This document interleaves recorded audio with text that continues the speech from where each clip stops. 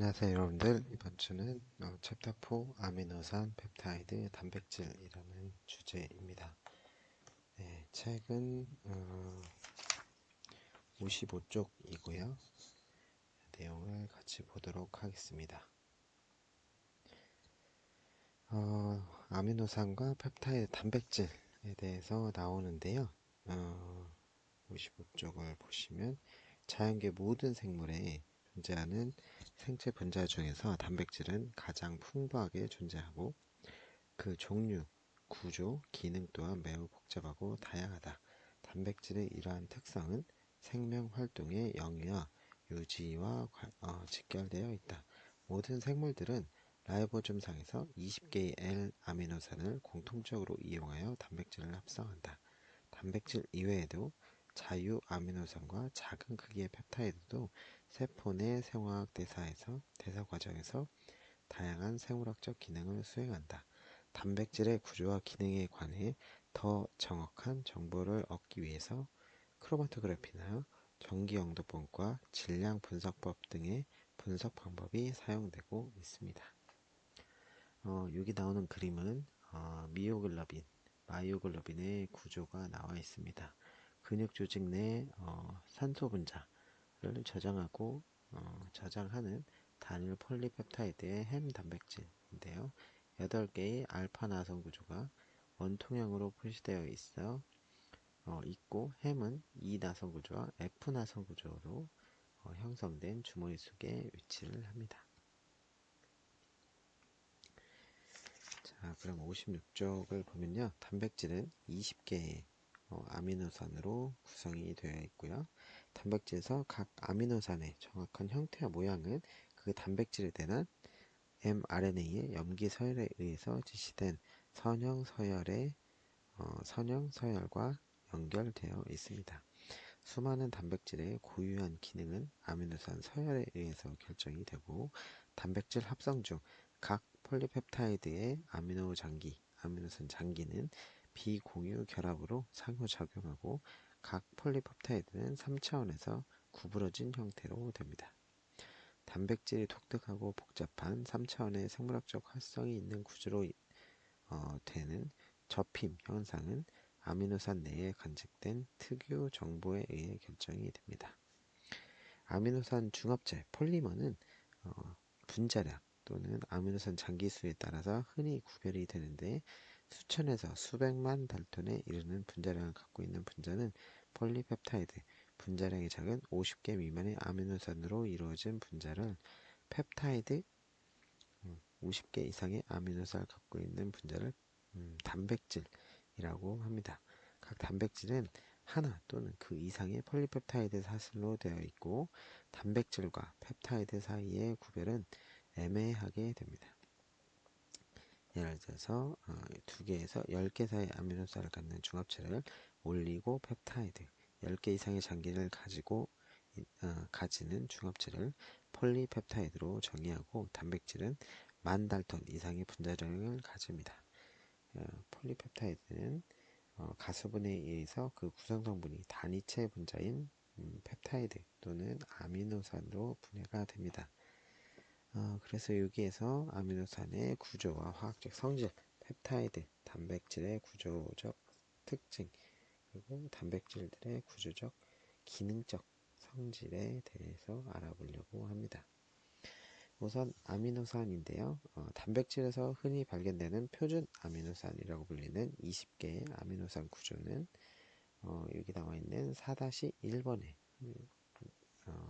4-1번에 정리가 되어 있고요. 흔히 사용하는 표준 아미노산 약과 기호, 분자량, pK값, PI값은 상대적 소수성을 나타내고 있습니다. 표준 아미노산 중 19개는 같은 구조를 가지고요. 이 아미노산들은 아미노기와 카르복실기, 수소 원자와 알기 등이 결합된 알파 탄소 원자를 가지고 있습니다. 네, 그러면 4-1번의 표준 아미노산을 보겠습니다. 표준 아미노산은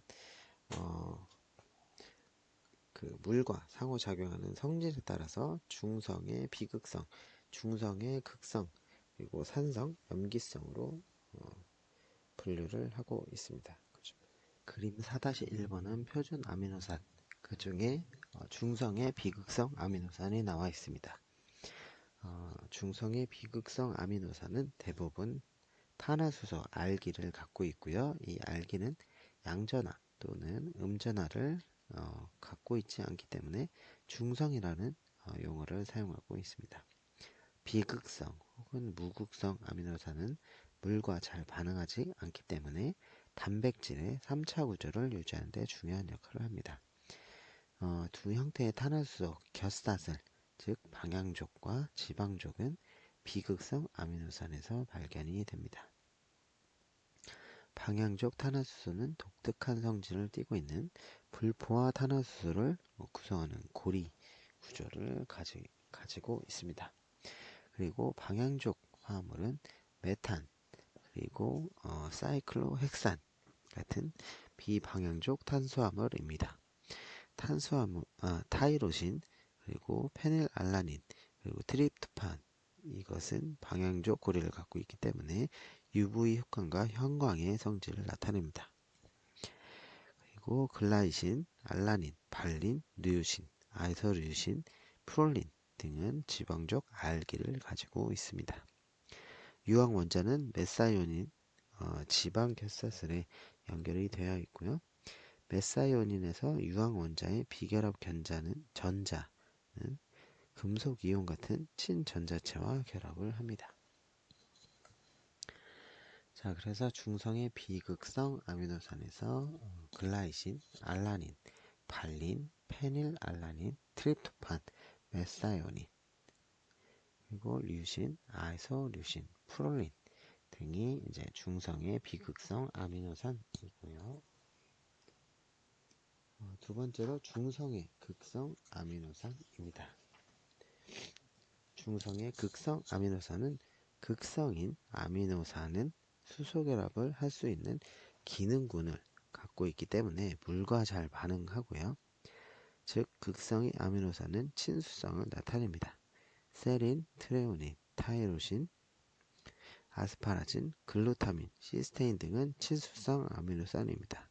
이들 중 세린, 트레오닌, 타이로신 등의 극성 하이드록시기 또는 수산기는 수소 결합을 하며 이 단백질 구조에 중요한 역할을 합니다.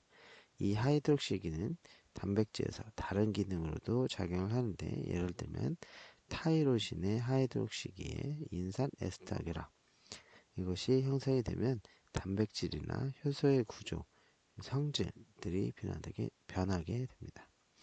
그 밖에 세린이나 트레오닌이 하이드록시기는 탄수화물을 결합하는 부위입니다.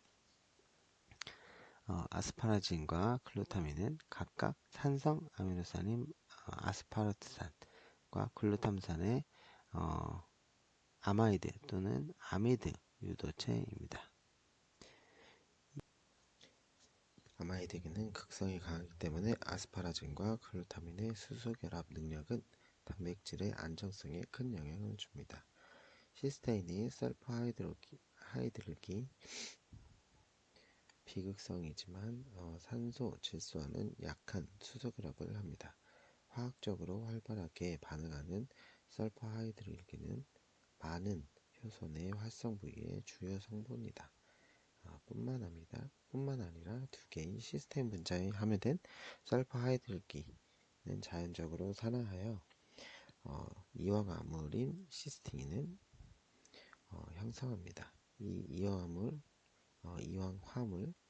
결합은 단백질 구조의 형성에 중요한 영향을 미칩니다. 그리고 세 번째 산성 아미노산입니다. 아스파르트산, 글루탐산이 있는데요.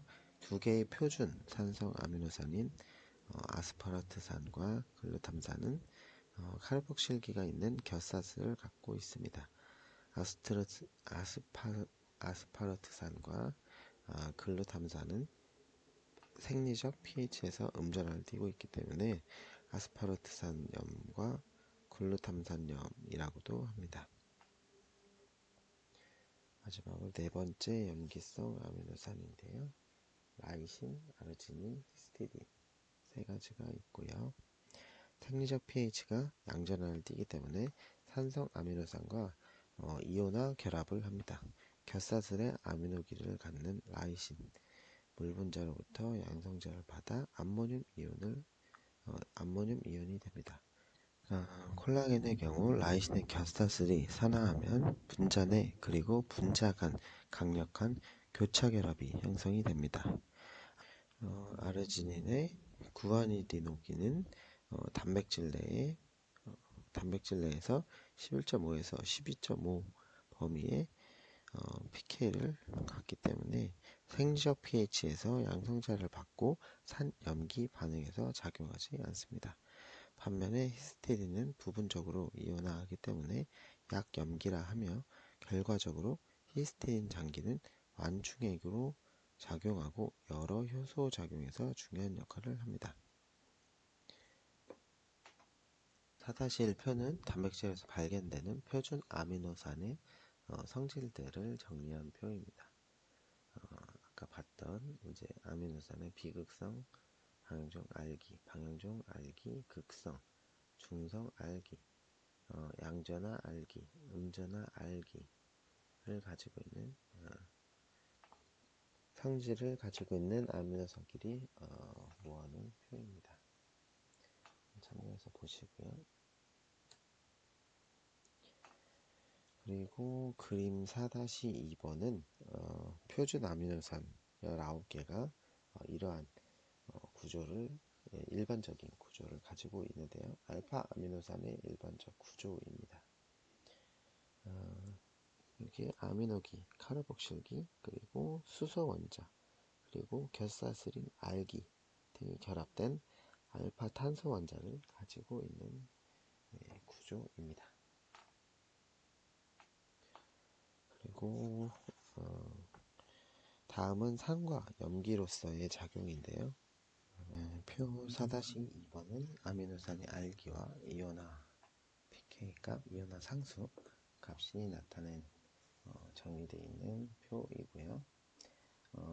아스파르트산, 그리고 글루탐산, 히스티딘, 시스테인, 타이로신, 라이신, 아르지닌 이렇게 정리가 되어 있고요.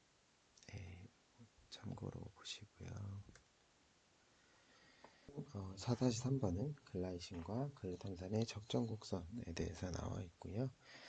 먼저 A번의 글라이신은 이제 pH에 따라서 전하가 이제 바뀌게 되는데 순전하가 0이 되는 pH를 등전점이라고 합니다.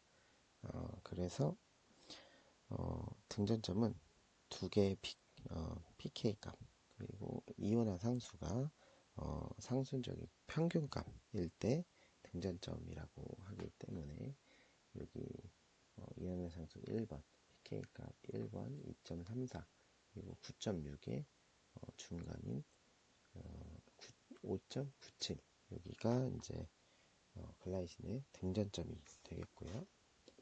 그리고 B번의 글루탐산의 등전점은 여기 나온 것처럼 3.25가 되겠는데요.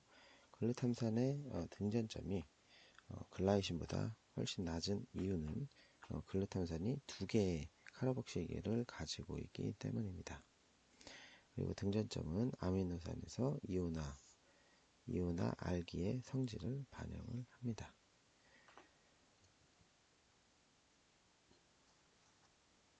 그리고 그림 4-4번인데요. 이미다졸 알기를 가지고 있는 히스티딘은 이미다졸기와 아미노기가 양전화를 갖고 있기 때문에 순전화가 플러스 2가이고요. 그리고 염기가 첨가되고 pH가 증가할수록 순전화 1 그리고 순전화 0 이렇게 되게 됩니다. 다음은 광활성의 손대칭성인데요. 생체 분자의 공유력과 기능기는 생체 분자의 기능이 필수적이지만 또한 3차 공간에서의 분자를 구성하는 원자의 배열, 즉 입체 화학도 화학에도 중요합니다. 원자의 배열은 회전의 자유가 없는 이중결합 또는 손대칭 중심 또는 키랄 중심을 축으로 하여 배치된 치환기의 특정 위치에 의해서 결정이 됩니다. 이처럼 분자 성분과 동일한 원자 대 원자 수열을 갖고 있지만 원자의 공간 배열이 서로 다른 이성체를 입체 이성질체라고 합니다. 4개의 서로 다른 치원기를 삼연체형 구조로 결합하고 있는 탄소 원자들을 비대칭 중심 또는 손대칭 중심이라고 부르는데 이들은 손대칭성을 갖고 있다고 합니다. 즉 손대칭 중심을 갖는 분자들은 광학적으로 활성을 가집니다. 20개의 아미노산 중 글라이신을 제외한 나머지 아미노산들은 탄소 원자들은 비대칭 중심입니다. 그리고 탄소 원자의 2개의 수소 원자 치환기를 가진 글라이신은 거울상에서 서로 겹치기 때문에 광합성이 없다고 합니다. 그림 4-5 분자 비대칭인데요. A번 같은 글라이신은 탄소 원자가 2개의 다른 치환기 그리고 2개의 같은 기를 가진 비손대칭 분자 또는 비키랄 분자입니다.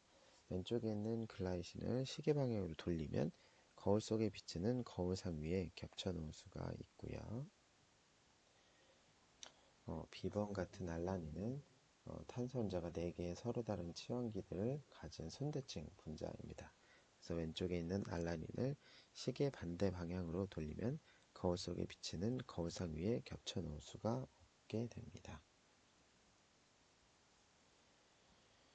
네, 그리고 입체 이성질체의 명명, 분자를 구성하는 원자의 기하학적 입체 배열은 그 분자의 화학 결합뿐 아니라 반응도에도 중요한 영향을 미칩니다.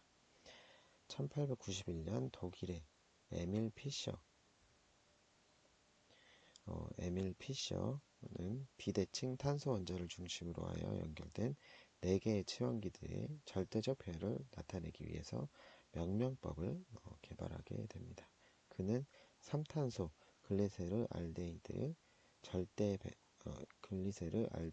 절대 배열을 토대로 단순당과 아미노산의 절대 배열을 작은 대문자인 D와 L로 나타내었고 모든 손대칭 분자에서 L-글리세르 알데히드의 절대 배열과 연관된 배열을 가지고 있는 입체 이성질체들 L로 지정하였고 D-글리세르 알데하이드의 절대 배열과 연관된 배열을 D로 지정을 하였습니다.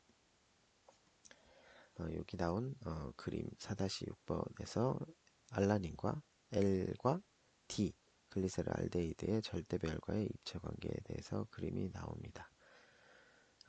그래서 이 투시식에서 탄소들은 중앙에 손대칭 탄소 원자를 중심으로 수직으로 배열되어 있습니다. 수평 결합은 종이 평면으로부터 위로 나오고 수직 결합은 종이 평면으로부터 뒤로 향합니다. 거울상인 이성질체와 관련된 거울면은 수직 점선으로 나타내게 됩니다. 피셔의 DL 시스템은 유용하지만 한 개 이상의 손대칭 중심을 가진 분자를 명명할 때는 불편하고 명료하지가 않았습니다. 뿐만 아니라 DL 시스템은 명명 시 기준 분자인 글리세르 알데하이드와 비교를 필요로 합니다. 이와 대조적으로 RS 시스템은 어미 분자의 이름을 변경하지 않을 뿐만 아니라 글리세르 알데하이드와 비교하지 않고 분자의 각 손대칭 중심에 직접 적용할 수가 있습니다.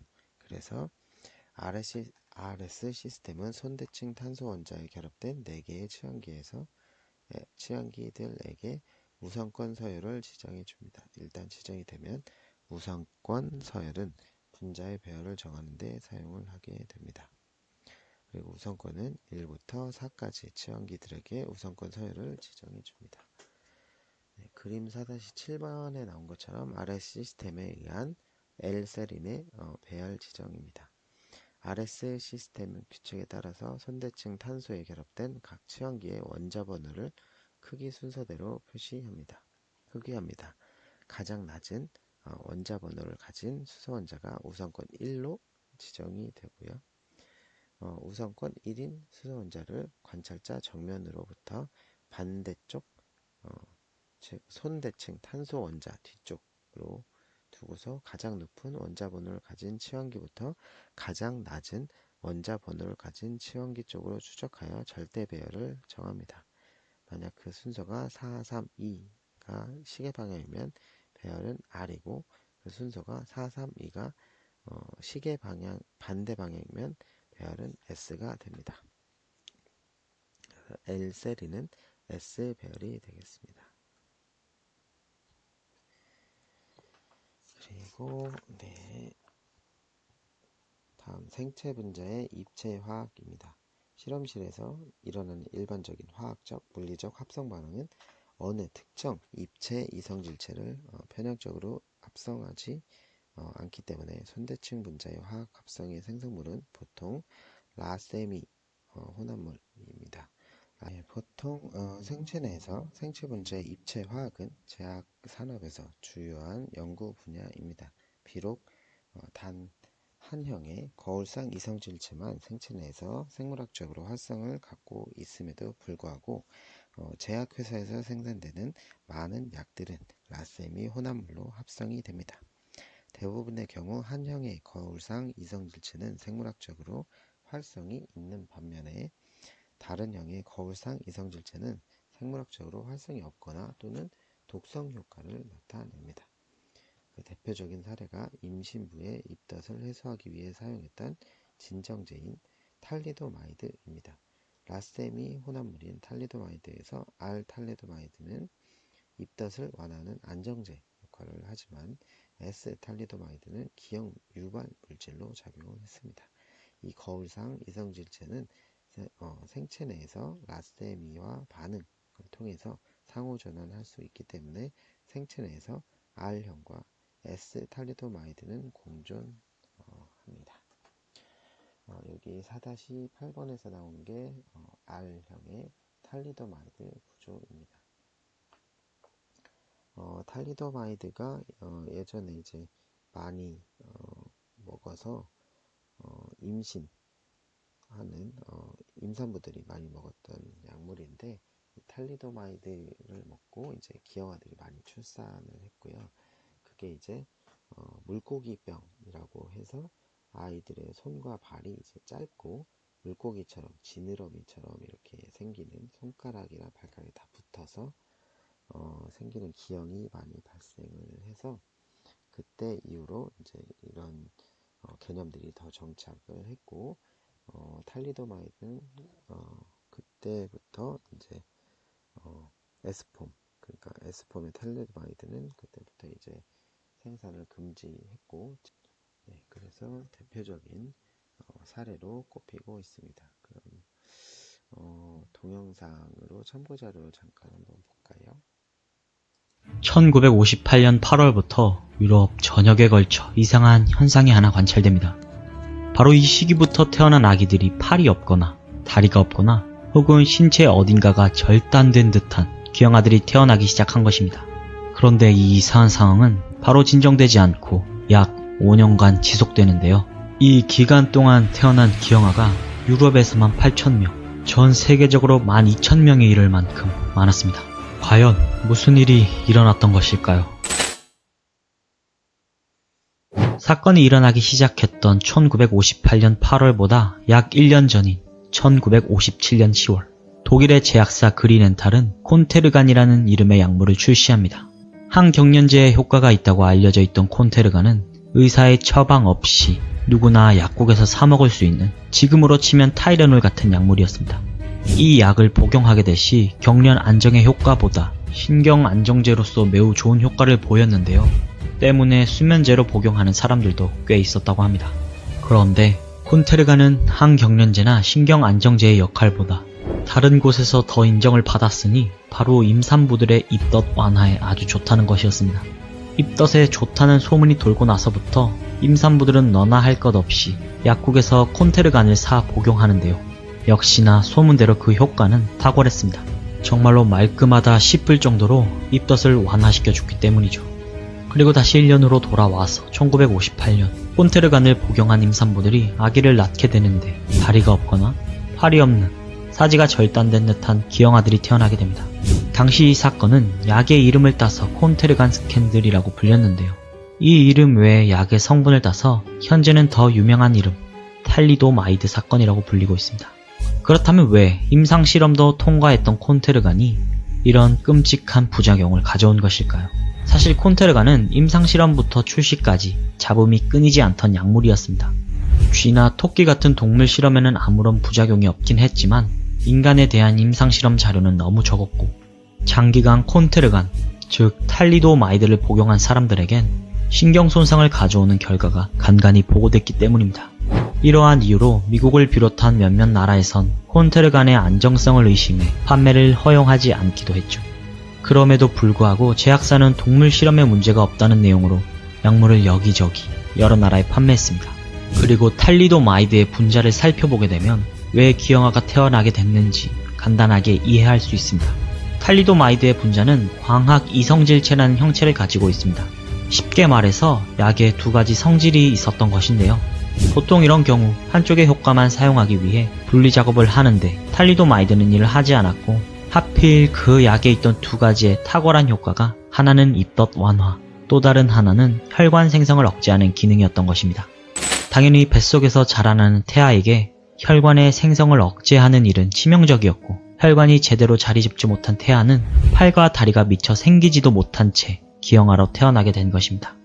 하지만 앞서 말했듯 동물 실험에서는 이 약에 아무런 부작용이 관찰되지 않았고 처음에는 기형아의 문제로 콘테르간, 즉 탈리도마이드 때문이라고 의심을 하지 않았기 때문에 기형아가 태어나는 동안에도 콘테르간은 계속 판매되었습니다.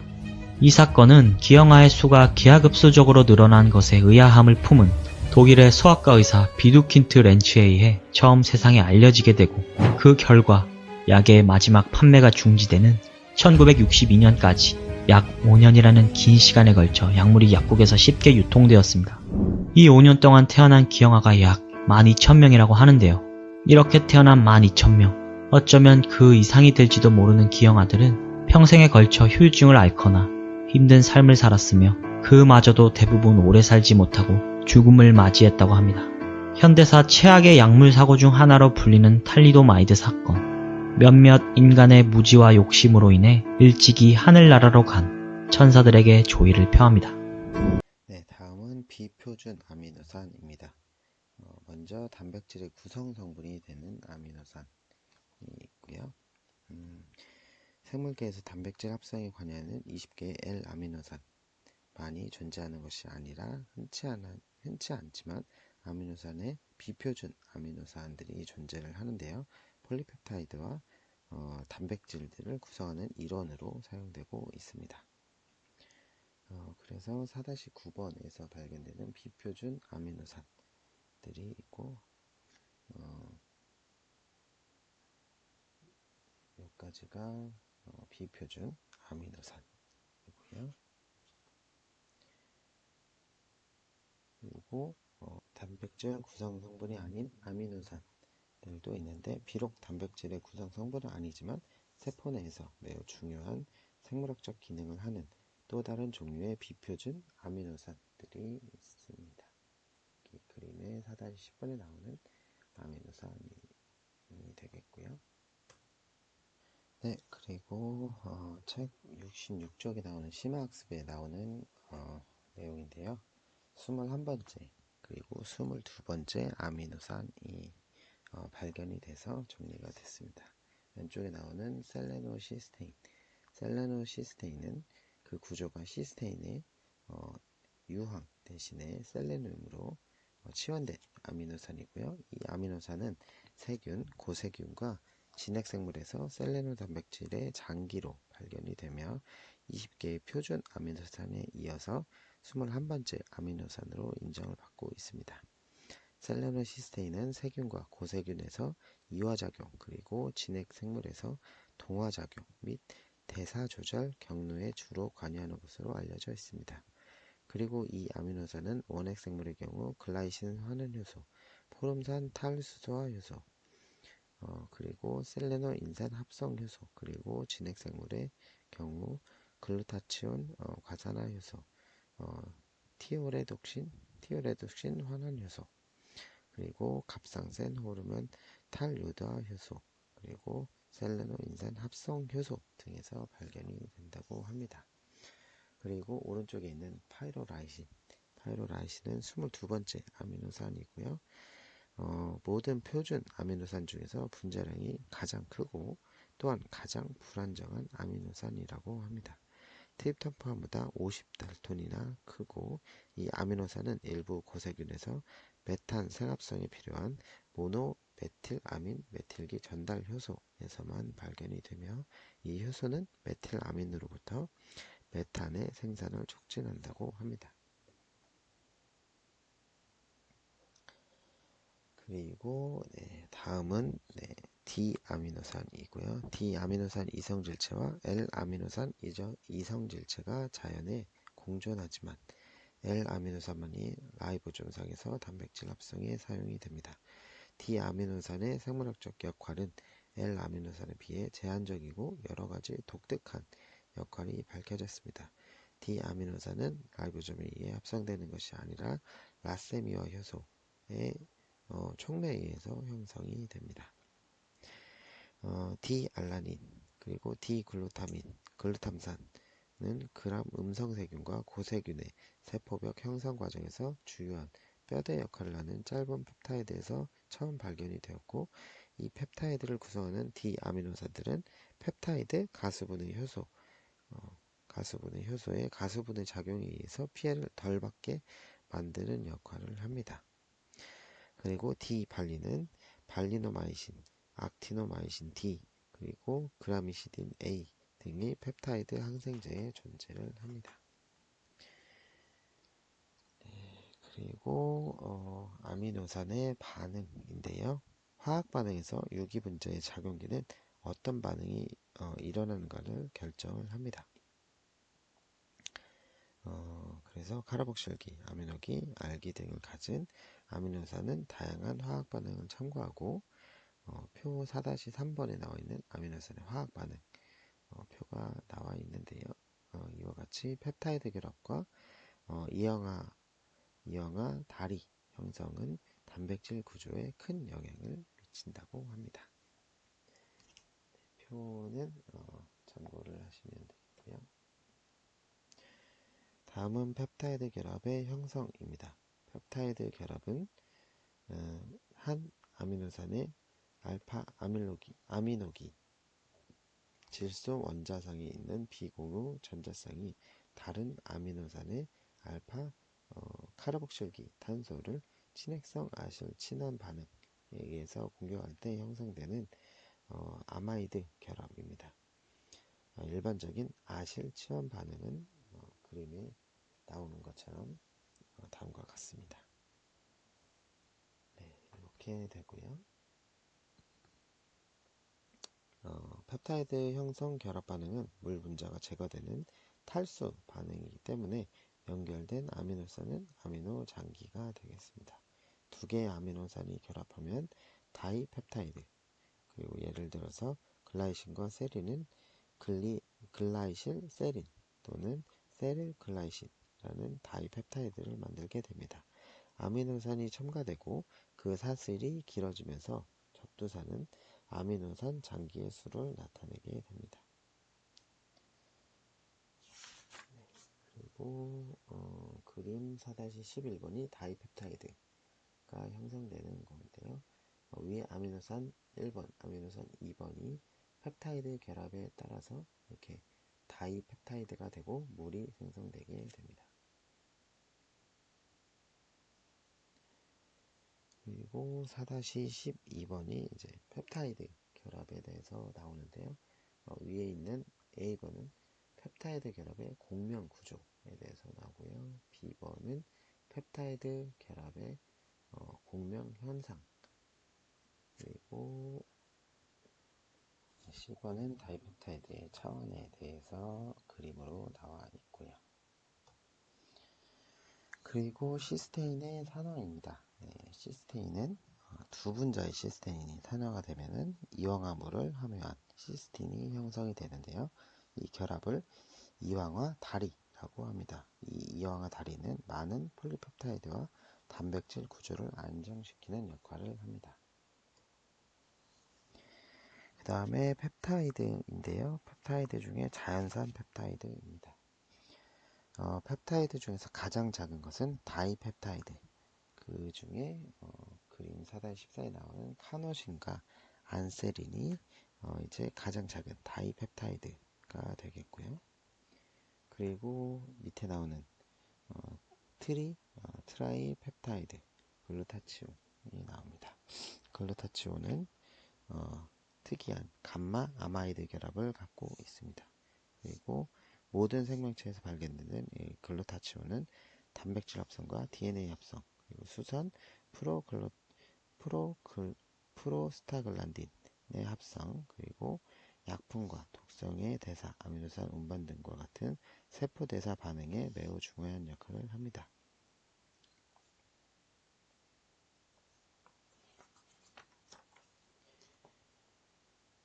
그리고 두 번째가 펩타이드 호르몬입니다. 생물은 체내에서 일어나는 생화학 반응을 조화롭게 조절하는 능력을 가지고 있는데 이는 동물의 경우 호르몬에 의해서 일어납니다. 현재 단백질 호르몬보다 크기가 작은 펩타이드 호르몬은 50종이 발견됐으며 부신, 뇌하수체, 갑상선, 부갑상샘, 가슴샘, 이자, 생식소, 태반 등 다양한 기관에서 생산이 됩니다. 4-4번은 펩타이드 호르몬이 나와 있습니다. 갑상선 자금 호르몬 방출 인자, 그리고 안지오텐신, 바소프레신, 옥시토신, 소마토스타틴, 가스테린, 세크레틴, 심방 나트륨 이뇨 인자 글루카곤, 칼시토닌, 부신피질 자극 호르몬, 이런 것들이 이제 펩타이드 호르몬이 되겠고요. 네, 4-15번에 나오는 펩타이드 호르몬. A번에 옥시토신, 그리고 B번에 바스포르신이 나옵니다.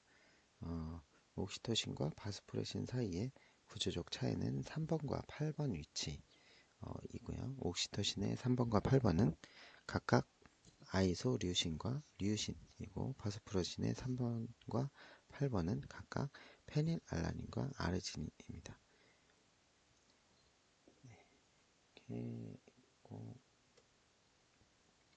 그리고 소마토스타틴은 성장 호르몬의 분비를 억제하기 때문에 성장 호르몬 방출 억제 인자라고도 하고요.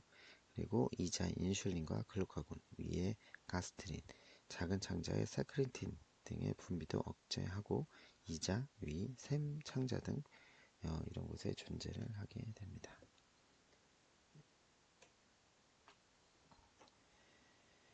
그 다음에는 이제 신경 펩타이드입니다. 신경 펩타이드는 신경 조절 물질과 신경 전달 물질로서 신경세포의 생물학적 기능에 영향을 주는 작은 분자이고, 그리고 진통, 보상, 음식 섭취, 학습, 기억 등에 특이적으로 관여하는 신호 분자들입니다.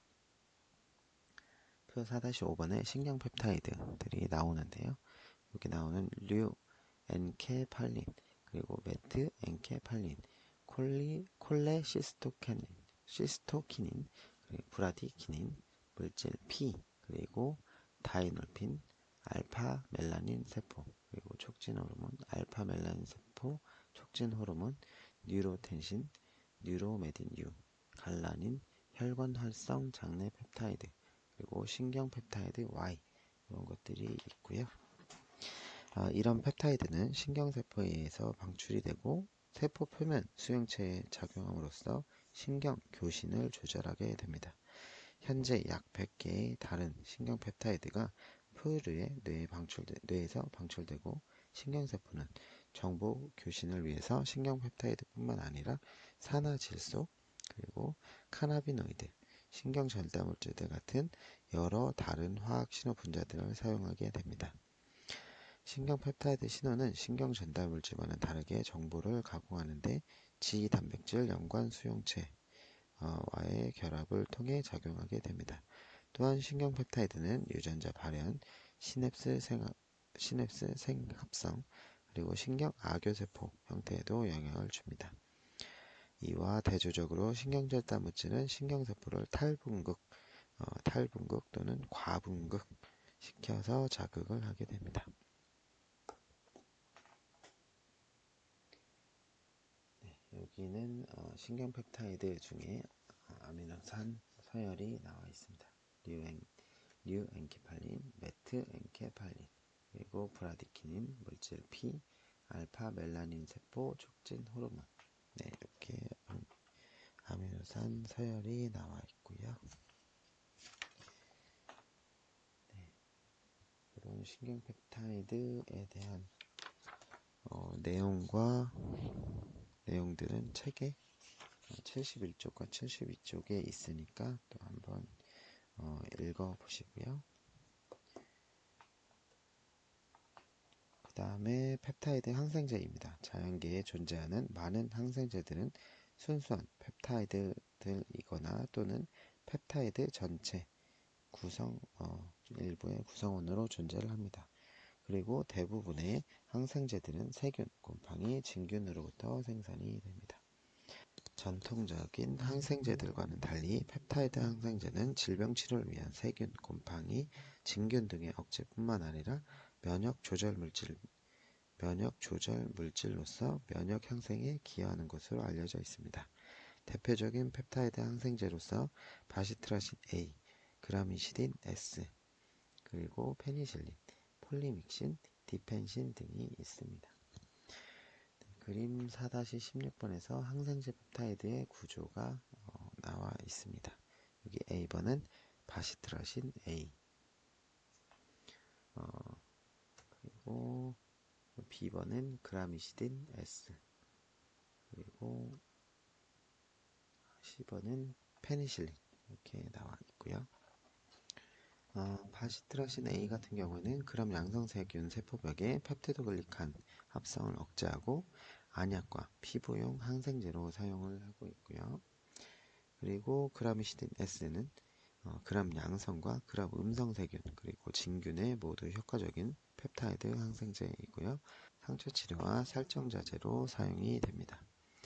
그리고 페니실린은 보통 베타락탄계 항생제로서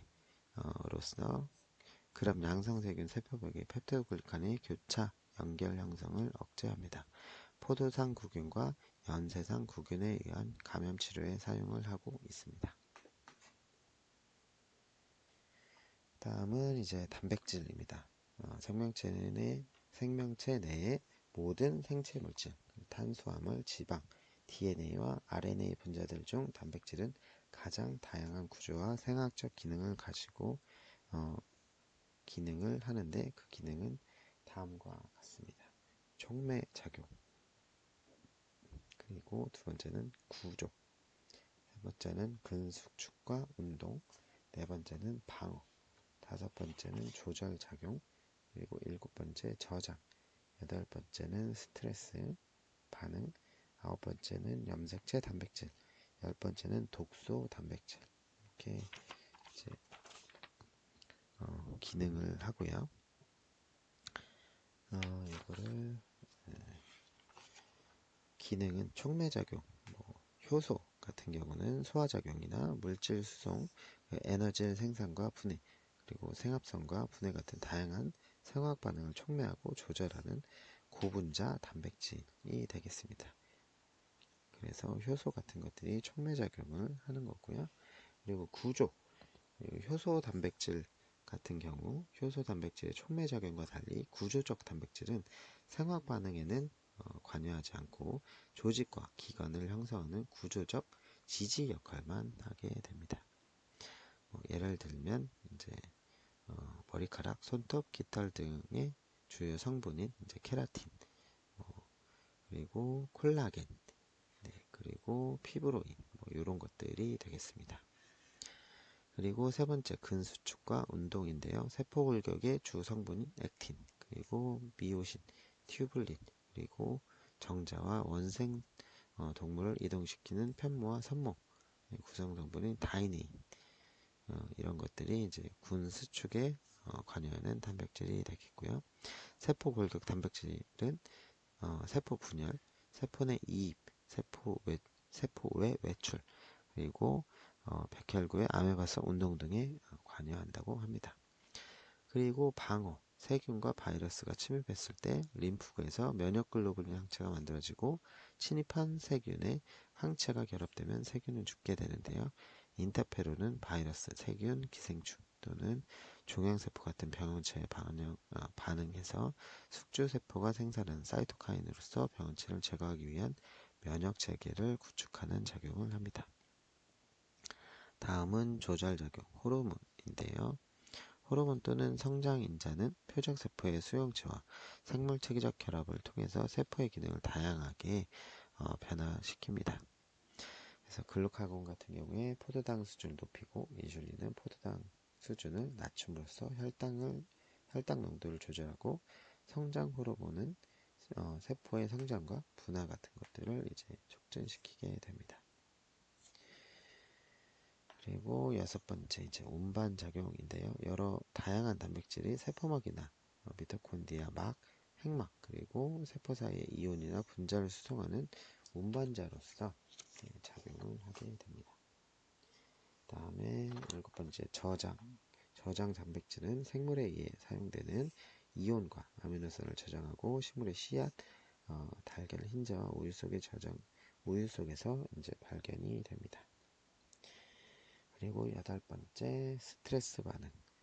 생명체는 외부로부터 오는 다양한 형태의 비생물적 스트레스에 반응하고 다양한 단백질을 합성합니다.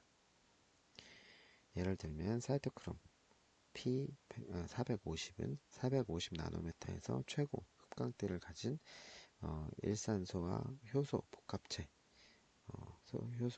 형성하고 햄 단백질로서 돌연변이원, 약, 독성 물질과 발암 물질들을 해독합니다. 그리고 아홉 번째 염색체 단백질. 진핵 핵 속에는 DNA와 결합하는 단백질로서 염색질의 주 성분이고 유전자 발현을 조절하는 염기성 히스톤 단백질과 RNA 합성을 억제하는 산성 비히스톤 단백질이 있습니다. 그리고 독소 단백질은 병원성 세균이나 아주까리 열매, 파충류 등에서 이제 분비가 되고요. 설사를 일으키는 콜레라 독소 단백질, 그리고 단백질 합성 억제와 간 조직 괴사를 일으키는 디프테리아 독소 단백질, 라이보좀 기능을 불활성화시키는 라이신 등 이런 것들이 있다고 합니다.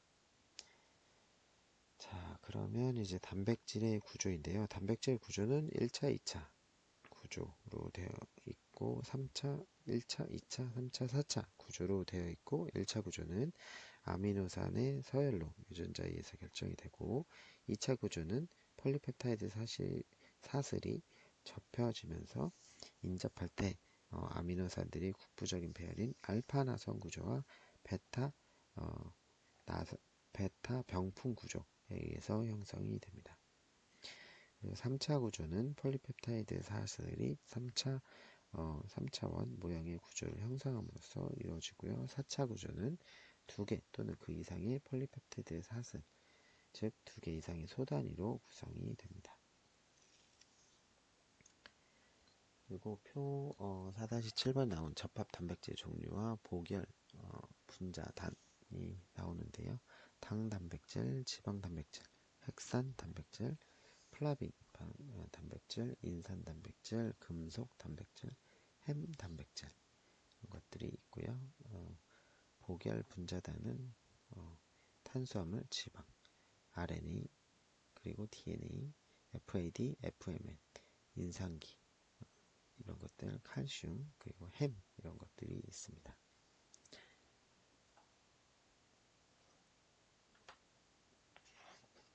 여기에 나오는 것은 단백질의 일단은 1차 구조는 아미노산의 펩타이드 결합으로 연결된 순서이고 단백질의 3차 구조는 물론 그 성질을 결정하는데 결정을 짓습니다. 그래서 1차 구조가 중요한데 두 가지 실험 방법으로 규명을 할 수 있습니다. 아미노산을 분리 정제해서 직접 서열을 분석하는 방법이 있고 단백질을 암호화하는 유전자의 뉴클레오타이드 서열을 결정해서 해당 아미노산 서열을 유추하는 방법이 있습니다. 그리고 폴리펩타이드의 N말단 부분에는 아미노 말단 펩타이드 가수분해 효소를 이용하는 방법과 화학적 반응, 즉 단실 염화물, 생어시약, 에드먼 분해 등이 있습니다.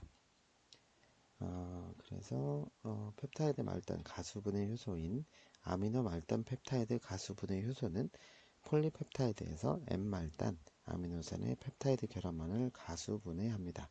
단실 염화물은 폴리펩타이드의 N말단 아미노산과 반응해서 단실 폴리펩타이드를 형성합니다. 형성한 다음에 산 가수분해에 의해서 단실 아미노산과 유리 아미노산들이 부산물로 만들어지게 됩니다.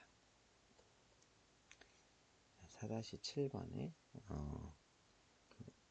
이쪽에 A번 쪽에 나와 있는 그림으로 나와 있고요. 그리고 노란색 형광 부분을 나타내는 단실 아미노산은 형광 광도계에 의해 농도를 측정할 수 있습니다. 생어시약이라고 부르는 1플로로 2,4 다이나이트로벤젠은 폴리펩타이드의 N말단 아미노산에 반응해서 N말단 아미노산의 다이나이트로페닐 유도체와 그 부산물로 유리 아미노산을 만들게 됩니다. 그리고 N말단 아미노산 분석 중에 가장 유용한 방법은 에드먼 분해인데요. 약 알칼리 상태에서 페닐아이소 사이오시안산 이것이 폴리펩타이드 N말단 아미노산과 반응해서 페닐사이오카바닐 이것을 이제 폴리펩타이드를 형성하게 되고 이 생성물은 3플로로 초산 같은 강산으로 처리하면 사이오졸리논 유도체와 온전한 상태의 나머지 폴리펩타이드가 형성이 됩니다. 그 다음에 사이오졸리돈 유도체를 산으로 처리하면 페닐사이오하이오단토인 아미노산이 형성되고 아미노산 서열 분석기에 의해서 정성적으로 혹은 정량적으로 분석이 됩니다. 자, 다음으로는 C말단 분석이 있습니다. C말단 분석은 N말단 분석처럼 효소를 이용하는 방법과 화학적 방법이 있는데 그 방법도 정확성과 유용성에서 에드먼 분해와 비교가 되지 않습니다. 펩타이드 말단 가수분해 효소인 카르복시 말단 펩타이드 가수분해 효소 가수분해 효소는 폴리펩타이드에서 C말단 아미노산의 폴리펩타이드 결합만을 가수분해합니다. 그러나 만약 C말단 아미노산 바로 앞에 아미노산이 풀어올리는 경우 카르복시 말단 펩타이드 가수분해 효소는 작용하지 못하고요. 폴리펩타이드를 90도에서 하이드라진으로 20에서 100시간 처리할 경우 하이드라진은 각 펩타이드 결합의 카르보밀기에 친해 공격하여 아미노 아실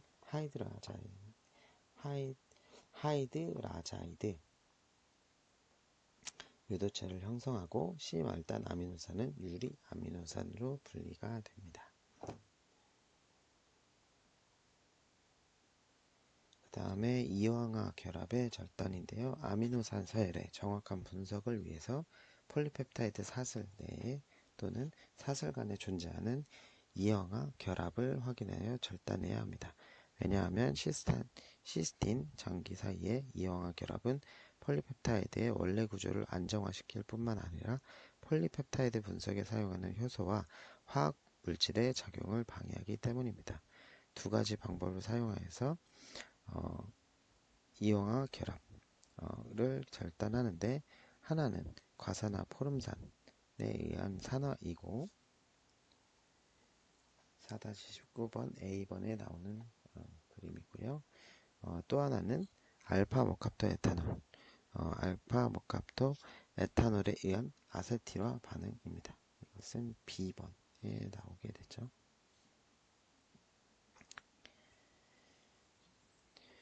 반응 후 전자의 경우 두 분자의 시스테인산 그리고 후자의 경우 두 분자의 시스테인이 형성이 됩니다. 그리고 다음은 레보펩타이드 결합의 특정 부위 절단 40에서 100개 아미노산 장기들보다 더 긴 폴리펩타이드는 직접 아미노산 서열을 분석할 수 없기 때문에 폴리펩타이드를 효소나 다른 화학 시료를 사용해서 작은 펩타이드 절편으로 만들어야 됩니다. 이때 효소로서 펩타이드 내부 가수분해 효소가 사용되는데, 이 효소가 내부 펩타이드 결합의 특정 부위를 특이적으로 절단하게 됩니다. 표 4-8번의 내부 펩타이드 절단의 특이성인데요. 시료가 화학적 절단과 효소 절단이 있고요. 여기 있는 시료들에 의해서 절단 부위가 이렇게 정리가 잘 되어 있습니다. 네, 그리고 아미노산 서열과 생물학적 기능입니다. 아미노산 서열은 단백질의 전체 구조뿐만 아니라 기능도 함께 결정을 짓는데요.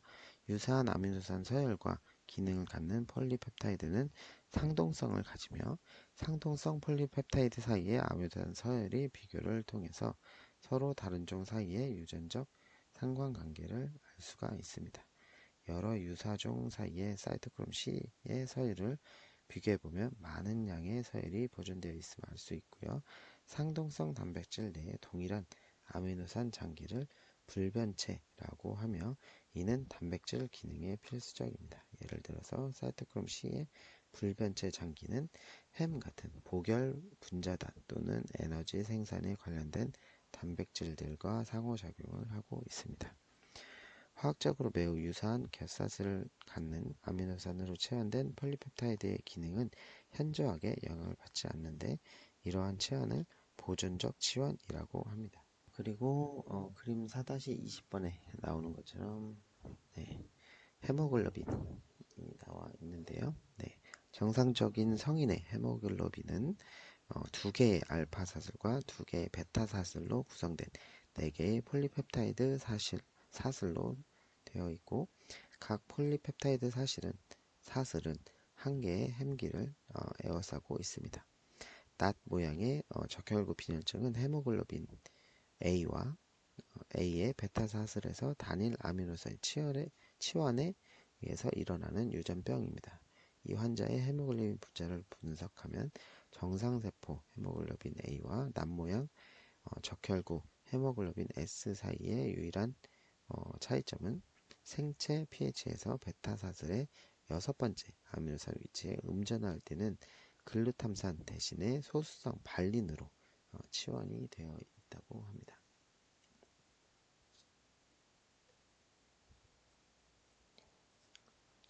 그리고 2차 구조, 폴리펩타이드의 2차 구조는 알파 나선과 베타 병풍 구조의 조합으로 구성이 되고요. 알파 나선은 폴리펩타이드 사슬이 오른쪽 방향의 나선 구조로 꼬일 때 형성이 되는 견고한 구조로 되어 있습니다. 그림 4-21번에 나오는 알파 나선 구조 그림인데요. AD는 알파 탄소 원자 노란색, 저거와 겹사슬 초록색으로 나타나 있고요. 가운데 B번의 알파 나선 구조를 측면에서 보면 아미노기와 카르보닐기 사이에 수소 결합이 형성이 되어 있고요. C번은 끝에서 보면 알파 나선의 안쪽과 겹사슬이 바깥쪽으로 돌출하는 꼬인 골격으로 보이게 됩니다. 그 다음에 이제 병풍 구조가 나옵니다. 병풍 구조. 책은 지금 79쪽이고요. 2개 이상의 폴리펩타이드 사슬 단편이 나란히 놓여 있는데, 놓여 있을 때 병풍 구조가 형성이 됩니다. 이때 각 사슬을 베타 가닥이라고 합니다. A번에 보는 것처럼 병풍 구조의 평형 형태가 이제 나와 있고, B번에서 베타 구조의 역평행 형태가 나와 있습니다.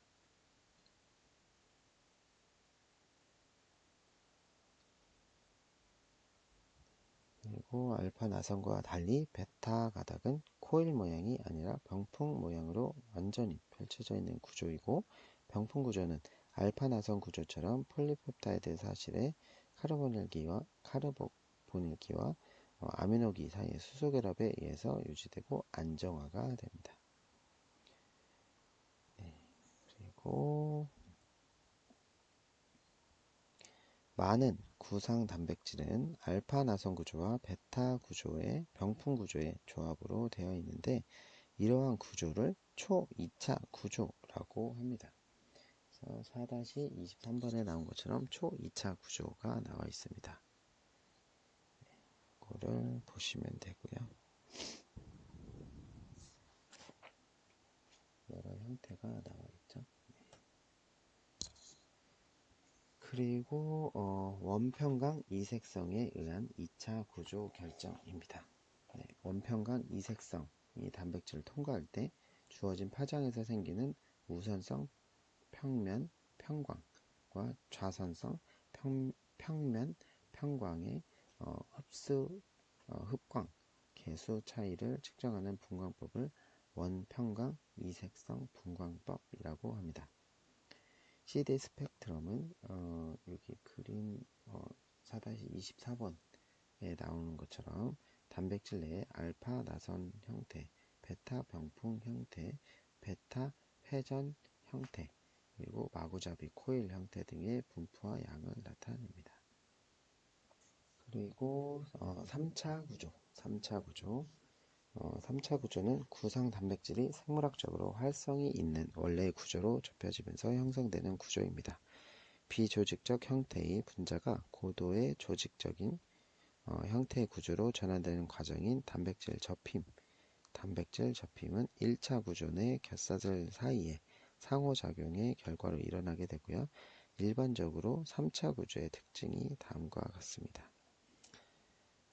첫 번째로는 대부분의 폴리펩타이드는 3차 구조의 접힘을 통해서 1차 구조에 의해 멀리 떨어진 아미노산 장기들을 서로 가까운 거리에 위치시키고요.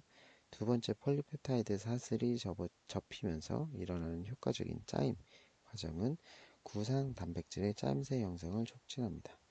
이 과정에서 대부분의 물 분자가 단백질 내부로부터 제거되어 극성과 비극성 그룹 사이에 상호작용이 일어납니다. 세 번째, 200개 이상의 아미노산 장기로 된 거대한 구상 단백질은 구조 내 구역이라고 하는 여러 짜임새 있는 단위체를 갖고 있고 이 구역은 이온이나 작은 분자와 결합하는 기능을 가진 독립된 단편이 되겠습니다. 4-25번은 여기에 설명한 세 가지 구역이 나옵니다. A번은 나선, 고리, 나선 구조로 구성되어 있는 EF 손 모양은 특이적으로 칼슘과 결합을 합니다. 그리고 B번의 아연 손가락 모양은 일반적으로 DNA 결합 단백질에서 찾아볼 수가 있습니다. DNA 결합 단백질은 여러 개의 아연 손가락을 갖고 있고 단백질 DNA 상호작용을 촉진시킵니다.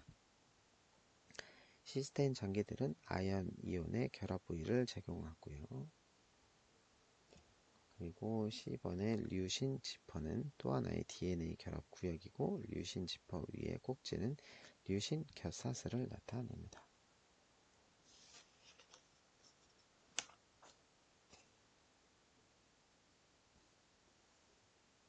그리고 3차 구조를 유지하는 상호작용 그림 4-26번 그림이 나오는데요. 소수성 상호작용, 수소결합, 공유결합, 정전기적 상호결합 등이 단백질의 3차 구조를 안정화시키는 역할을 하고 있습니다. 그리고 다음은 이제 4차 구조입니다. 많은 단백질들은 한 개의 폴리펩타이드 사슬로 구성된 단위체이고 분자량이 5만 달톤 이상의 큰 단백질들은 소단이라고 불리는 2개 또는 그 이상의 폴리펩타이드 사슬로 구성되는 소중합체입니다. 많은 소중합체 단백질은 2개 또는 4개의 소단위 기본 단위체로 되어 있고 동일하거나 또는 거의 동일한 소단위들 사이의 연합으로 형성된 4차 구조를 동형이라고 하고 소단위들이 다르면 이형이라고 합니다. 각 개개의 소단위는 1차, 2차와 3차 구조를 가지고요. 복잡한 소중합체 단백질의 구조는 4개의 수준, 즉 1차, 2차, 3차, 4차 수준에서 확인을 할 수 있고요.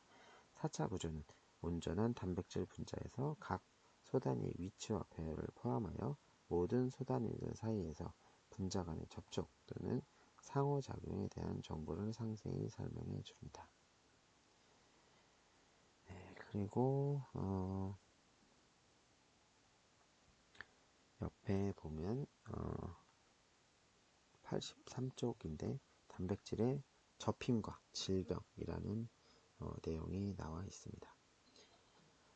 정확하게 접힌 단백질들은 보통 물에서 잘 녹고 정상적인 기능을 합니다. 그러나 정확하게 접히지 않은 단백질들은 다른 단백질과 상호작용하여 응집체를 형성하게 되고요. 이러한 응집체들은 기관에 축적되어 여러 신경병증 질병, 신경변성 질병, 즉 알츠하이머병, 파킨슨병, 헌팅턴 무도병, 프라임병, 그리고 프라임병 등의 발병의 원인이 되고요. 여기에서는 치매와 프리온병에 대해서 알아보려고 합니다. 여기 나오는 첫 번째 나오는 것은 알츠하이머병인데요. 알츠하이머병은 보통 치매라고 알려져 있죠. 그래서 치매라고 불리는 신경변성 질병으로서 뇌 속에 축적되는 아밀로이드 플락, 아밀로이드 판과 신경섬유 매듭에 의해서 일어나게 됩니다. 아밀로이드 판은 주로 아밀로이드 베타 펩타이드, 그러니까 아밀로이드 베타라고 하는 아밀로이드 베타라고 하는 단백질이 쌓이는 거고요. 그리고 타우 단백질 으로 구성이 되어 있고요. 짧은 펩타이드인 아밀로이드 베타는 아밀로이드 베타 정구 단백질 APP라고 하는 것으로부터 유래가 되고요. 단백질 가수 분해 효소인 베타 분해 효소, 베타 시크리테이즈 그리고 감마 시크리테이즈들이 APP로부터 40개 아미노산 장기로 된 A베타 포리 그리고 포리2의 아미노산 장기로 된 A베타 포리2를 잘라내게 됩니다. 여기 나온 것처럼 APP에 의해서 A베타의 아밀로이드 베타의 40과 42로 분해가 되게 됩니다. 그리고 높은 농도의 A베타 40과 42는 42의 펩타이드들이 불용성 섬유를 형성해서 신경세포의 플락, 판을 만들어서 질병을 일으키는데요.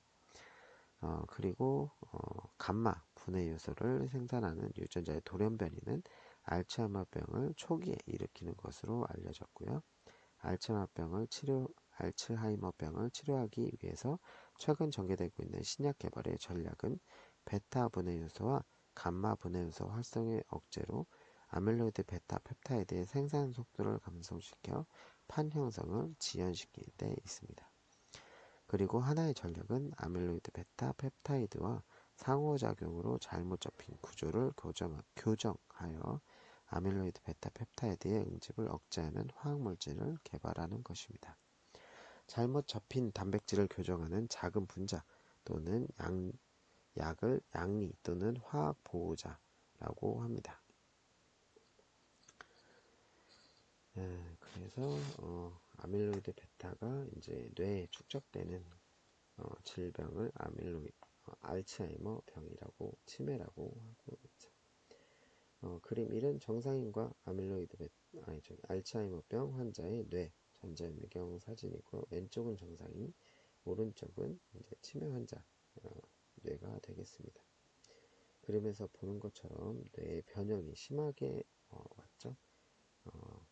해마도 엄청 이제 오그라들고 대뇌 피질이나 뇌실도 엄청 이제 변형이 많이 와 있는 상태입니다. 그리고 다음은 프리온병입니다. 잘못 잡힌 단백질의 구조가 포유류의 신경변성 질병의 주요 원인으로 밝혀졌는데 그 대표적인 예가 소위 광우병으로 알려진 소해면 뇌병증이라고 하는데 이와 관련된 다른 질병들로 양의 면양, 퇴행성 신경증후군, 그리고 사슴과 엘크의 만성 소무병, 그리고 사람의 크루와 크로이츠펠트 야코병 등이 있습니다. 이러한 질병을 일으키는 감염인자는 28,000달톤의 분자량을 가진 프리온 단백질입니다. 프리온 단백질은 모든 포유류의 신경 조직의 세포막에서 발견되는 당 단백질인데요. 최근 프리온 단백질은 혈액세포의 정구세포인 조혈줄기세포의 세포막에서도 발견이 되었습니다. 그리고 프리온 단백질은 세포 성숙과 분자 신호 전달에도 관여하는 것으로 알려져 있고, 프리온 단백질은 두 가지 구조적 형태로 존재합니다. 그래서 여기 그림에 나온 것처럼 프리온 단백질의 왼쪽은 정상적인 프리온 단백질이고 오른쪽은 비정상적인 프리온 단백질이 되겠습니다. 이렇게 이제 변형이온 프리온 단백질은 불용성이고 감염력과 병원성을 가지고 있습니다. 그래서 이렇게 이제 소나 사람한테 감염이 됐을 때는 크로이츠펠트 야코병이라는 것이 걸려서 뇌에 신경 질환이 유도가 되는 것이죠. 이 크로이츠펠트 야코병도 우리가 참고 영상을 한번 좀 볼게요. 크로이츠펠트 약국병 하면 선뜻 와닿지 않으시죠? 그렇다면 인간 광우병은 어떻습니까? 이 두 질병은 크게 다르지만 마구잡이로 혼용돼 쓰이면서 괴담이 끊이지 않고 있습니다. 이 괴담의 오해와 진실, 김은아 기자가 취재했습니다. 충북 청주의 한 대학병원이 크로이츠펠트 야코병, 즉 CJD 의심 환자가 발생했다고 신고한 건 지난 16일. 치매를 알아온 70대 남성의 증상이 CJD로 의심된다고 진단한 겁니다. 질병관리본부는 하루 뒤 CJD가 아니라고 결론냈지만 인터넷과 SNS에는 인간 광우병 의심 환자가 발생했다는 괴담이 이어졌습니다. 비슷한 이름 때문에 오해를 받지만 CJD는 인간 광우병과 완전히 다릅니다. 일반 CJD의 종류는 총 3가지. 가장 많은 산발성은 치매 같은 퇴행성 뇌질환으로 우리나라에서 올해만 23건이 신고됐고, 의인성과 유전성은 수술을 받거나 유전자에 이상이 생길 때 걸리는 특수한 경우입니다. 이와 달리 변종 CJD는 광우병에 걸린 소의 내장 등을 먹을 때 걸리는 인간 광우병입니다. 이번 괴담은 일부 언론이 CJD 환자를 인간 광우병 환자로 잘못 보도하며 시작됐습니다. 이 정보가 트위터로 옮겨갔고 작가 이회수 씨 등 유명인들이 리트윗하면서 수백 건의 트윗으로 번진 겁니다. 2008년 많은 사람을 두려움에 떨게 한 건 인간 광우병 환자의 구멍 뚫린 뇌 사진입니다.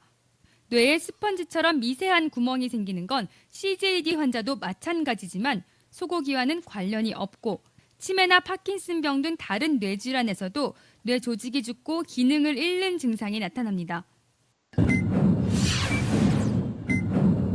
보건당국은 인간 광우병에 대한 우려가 괴담을 만드는 것으로 보고 있습니다. 지난해 11월 뇌수술로 인한 CJD 환자가 나왔을 때도 인터넷에선 인간 광우병 환자라는 주장이 퍼졌습니다. 2008년도의 광우병 상황에 대한 어떤 트라우마가 좀 남아 계신 것 같은데, 인종 CJD는 국내에서 발생한 적도 없고 지금 전 세계적으로는 사실상 사라진 상황입니다. 잘못된 정보와 대중의 불안이 만나 반복되는 괴담을 만들고 있습니다. JTBC 김은아입니다. 네, 이렇게 프리온 단백질 때문에 이렇게 프리온병이 걸리고요. 크로이츠펠트 야코병은 사람의 광우병이라고 이렇게 이제 얘기를 하고 있고요. 예전에 이제 원시인 중에 원시 부족 중에 포레족이라고 하는 부족들이 이제 사람이 죽으면 죽은 사람의 뇌를 먹어서 이렇게 프리온병이 처음에 이제 발견이 됐다고 하고요. 그 부족들은 이제 뇌를 먹는 이유가 죽은 사람의 이제 지식이나 이런 정보들을 뇌를 먹음으로써 얻을 수 있다, 이제 이렇게 믿었기 때문에 이렇게 뇌를 먹는 의식들이 있었다고 합니다. 그리고 다음에 이제 단백질 동력학. 단백질 동력학은 단백질은 펩타이드 결합처럼 수많은 화학 결합들에 의해서 묶여있는 정적 상태 분자가 아니라 순식간에 구조적 변화를 겪는 매우 동적인 분자입니다. 그래서 단백질 구조를 이루는 수많은 화학 결합들은 회전하고 구부러지면서 전체 구조가 다양한 형태로 변화할 수 있고, 단백질의 운동을 추적하여 연구하는 분야를 단백질 동력학이라고 합니다. 네, 그리고 다음이 단백질 구조의 상실입니다. 단백질 구조는 여러 가지 화학 물질과 물리적 요인에 의해서 파괴가 되는데, 이러한 단백질 구조를 파괴 과정을 변성이라고 합니다. 그리고 여기 4-27번에 나온 것처럼 RNA 가수분해 효소의 변성과 재생이 나오는데요. 1950년대에 얌핀센은 소이자 RNA 가수분해 효소를 베타 머카토 에탄올과 8몰 요소로 처리하면 변성화된다는 것을 발견을 한 것인데요. 이제 그 내용입니다. 이 과정에서 RNA 가수분해 효소의 4개의 이영하 결합이 변성제에 의해서 끊어지면서 RNA 가수분해 효소의 구조적 풀림이 일어나는 것을 발견을 했고요. 구조적 풀림은 결국 RNA 가수분해 효소가 가진 고유한 생물학적 촉매 활성을 상실케 했습니다. 그 밖에 여기 이제 강산, 강알칼리, 그리고 유기용매 이런 것도 있고요. 그리고 계면활성제, 그리고 환원제, 염농도, 그리고 중금속 이온, 높은 온도, 물리적 파괴, 금속 이온 이런 것들이 이제 변성시킬 수 있는 요인 중에 하나입니다. 다음은 단백질 접힘. 세포 내 단백질은 라이보좀 상에서 mRNA 서열로부터 선형 사슬의 아미노산으로 번역이 될 때 풀어질 또는 마구잡이 코일 상태로 존재를 하게 됩니다. 라이보존 상에서 합성된 아미노산들은 서로 상호작용해서 3차 구조, 즉 원래 상태로 알려진 접힘 단백질을 형성하게 됩니다. 이때 단백질의 1차 구조가 3차 구조 형성에 결정적인 역할을 합니다. 네, 그리고 정상적인 단백질 접힘은 새로이 합성된 단백질을 생물학적으로 기능이 가능한 단백질로 전환시키는데 필수적인 과정입니다. 여기 4-28번 단백질 접힘 깔때기라고 하는 그림이 나오는데요.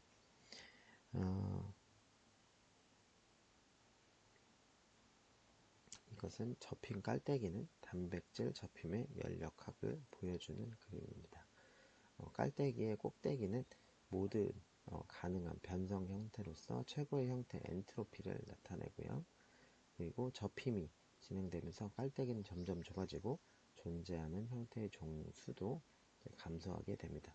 이는 엔트로피의 감소를 의미하고, 깔때기 양쪽의 하강 곡선은 그 깊이에 따라서 원래의 구조 형성을 촉진 또는 방해할 수 있는 반안정적 중간체를 나타내고 있습니다. 그리고 다음은 섬유상 단백질입니다. 섬유상 단백질은 폴리펩타이드는 사슬 간의 수소 결합을 통해서 판 또는 섬유를 형성하고 알파 나선이나 베타 병풍 같은 2차 구조를 높은 비율로 가지고 있습니다. 막대 모양 또는 병풍 모양으로 인해서 섬유상 단백질은 기능적 역할보다 구조적 역할을 하면서 대표적인 섬유상 단백질로 알파케라틴, 콜라겐, 실크, 피브로인 등이 있습니다. 그리고 알파케로틴, 콜라겐 이런 것들이 이제 나오는데, 알파케라틴 이거는 머리카락, 털, 피부, 뼈, 힘줄, 뿔, 손톱 이런 것들을 만드는 폴리펩타이드고, 소수성 아미노산인 알라닌, 발린, 류신, 아에소류신, 메사이오닌, 그리고 페닐알라닌 등이 풍부합니다. 여기 4-29번 케라틴이 나오는데요. A번은 두 케라틴 폴리펩타이드의 알파 나선 모양의 구역이 꼬인 코일 형성을 하고요. B번은 이 이합체의 두 개의 역평형 가닥은 초코일 프로토필라멘트를 형성합니다. 그리고 4개의 프로토필라멘트를 각각 갖는 수백 개의 필라멘트가 뭉쳐서 거대 섬유를 형성하게 되는 것이죠. 그리고 콜라겐, 고등 동물에서 결합 조직의 주요한 섬유상 경질 단백질이고요. 뼈, 혈관, 피부 등에 풍부하게 존재합니다. 콜라겐은 3개의 좌선성 폴리펩타이드 나선으로 구성되고 서로 꼬여서 무선성의 3중 나선을 형성합니다. 이 단백질을 구성하는 주요 아미노산은 글라이신, 프롤린, 하이드록시 프롤린으로 전체 아미노산 장기의 3분의 1을 차지하고 있는데요. 콜라겐 섬유의 구조가 4-30번에 나와 있는데 콜라겐 원섬유는 엇갈린 모양으로 배열된 콜라겐 분자들로 구성되고 교차되어서 교차 줄무늬를 형성하게 됩니다. 그 다음에 구상단백질인데요. 구상단백질은 폴리펩타이드 사슬이 수소결합, 정전기전 결합, 소수성 상호작용과 이영하 결합 등 같은 내부 사슬 결합에 의해서 형성된 단백질로서 섬유상 단백질보다 더 치밀하게 구성이 되어 있습니다. 이러한 접힌 구조의 특이성 때문에 구상 단백질은 세포 내에서 다양한 생물학적 기능을 할 수 있고 그 예로 효소, 수성 단백질, 저장 단백질, 운동 단백질, 면역 글로불린과 조절 단백질 등이 있습니다. 액틴과 미오글로빈 그리고 헤모글로빈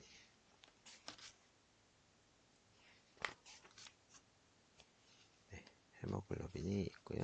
여기 처음 나오는 액틴 먼저 볼게요. 액틴은 모든 진핵세포에서 발견되는 구상 단백질로서 가로분위근과 세포 골격의 미세 섬유 그리고 얇은 필라멘트의 주요 구성 성분입니다.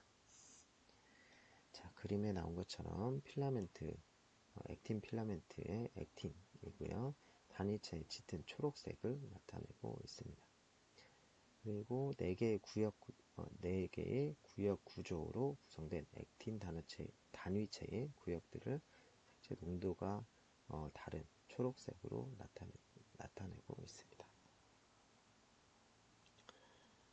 주로 이제 액틴은 어떤 역할을 하냐면 근수축, 세포 이동, 그리고 세포 분열, 세포질 분열, RNA 중화효소의 전사, 손상, 소포체 이동, 신호 전달, 주화성, 세포 연접 현상과 세포 형태 유지 등에 관여하고요.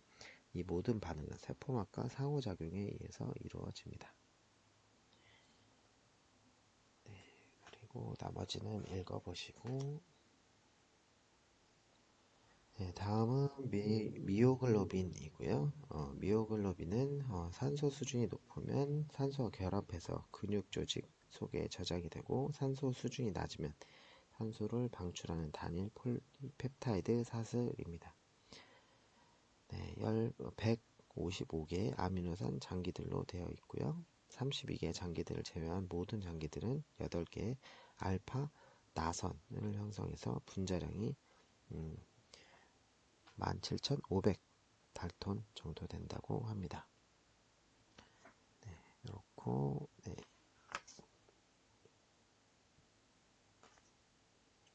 여기에서 4-32번 헤임의 구조가 나오는데요. 복열 분자단으로서 헤임은 철과 결합단 프로토포피린이라고 불리는 테트라피롤 고리로 구성이 되어 있습니다. 4-32번에 헤임의 구조가 나오고요.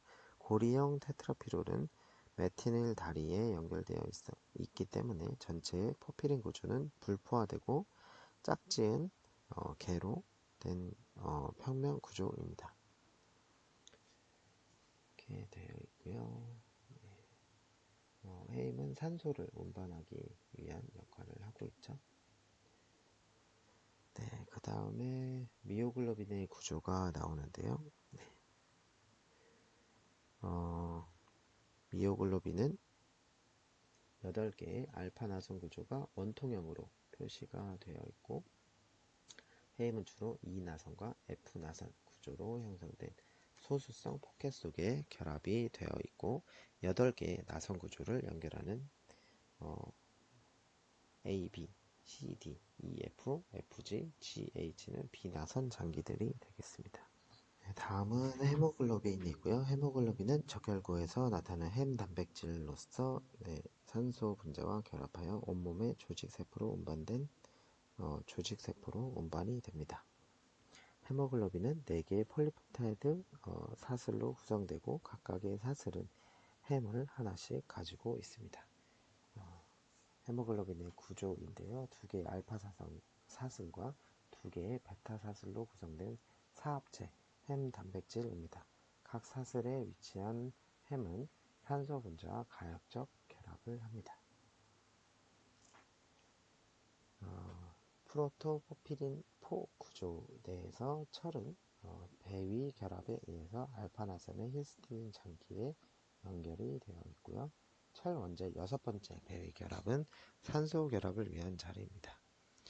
산소 분자가 없으면 이 위치는 2번째 히스티딘 장기에 의해서 물 산화로부터 보호를 받고 있습니다.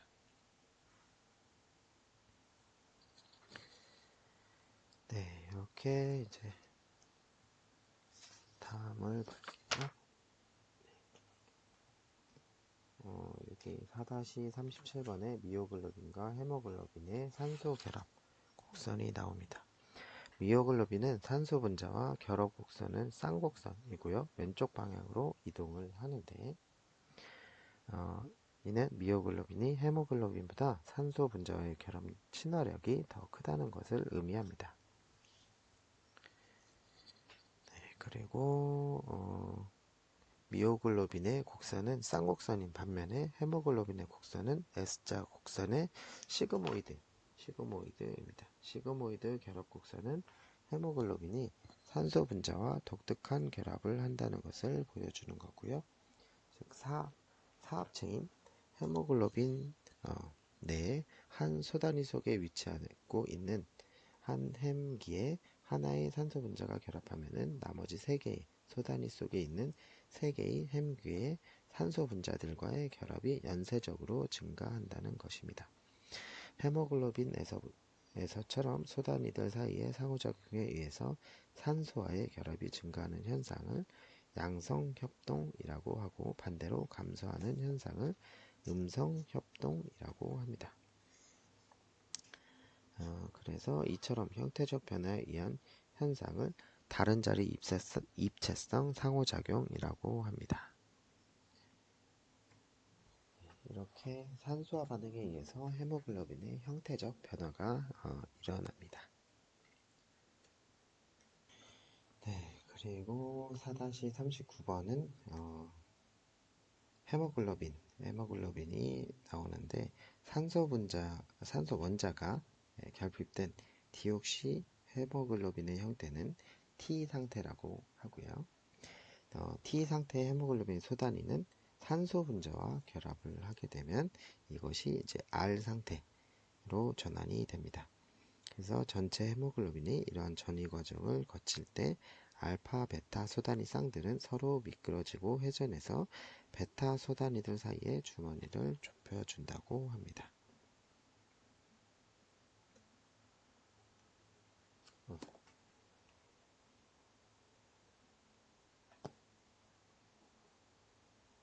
자, 그리고 다음은 2,3 글리세르산 2인산과의 결합입니다. 2,3 글리세르산 2인산은 줄여서 2,3-BPG라고 할게요. 2,3-BPG는 자리 옮긴 효소 촉매작용에 의해 1,3글리세르산 2인산 1,3-BPG로부터 형성이 됩니다. 그리고 2,3-BPG는 2,3-BPG 인산 가소분해 효소에 의해서 3글리세르산 인산으로 분해가 되고, 이 화물은 해당 과정의 기질로 사용이 됩니다. 따라서 2,3-BPG의 합성과 분해는 해당 과정의 한 단계를 우회하는 경로가 됩니다. 23BPG는 적혈구에 헤모글로빈과 거의 같은 농도로 존재하고 두 개의 베타사슬 사이에 있는 접촉부에서 1대1 비율로 결합을 합니다. 음전하를 띠는 23BPG 분자는 데옥시 헤모글로빈의 양전하를 띠는 잔기들과 이온화 결합을 형성합니다. 그리고 23BPG와의 결합은 디옥시 헤모글로빈의 형태를 안정화시킵니다. 반대로 산소화 반응은 23BPG의 결합을 배제시킵니다. 네, 그래서 그림 4-30번이 23BPG가 헤모글로빈의 산소와 결합을 하면 미친 영향에 대해서 나오는데 산소 분자와의 결합을 감소시킵니다. 23BPG는 헤모글로빈의 산소 분자의 결합을 감소시킵니다.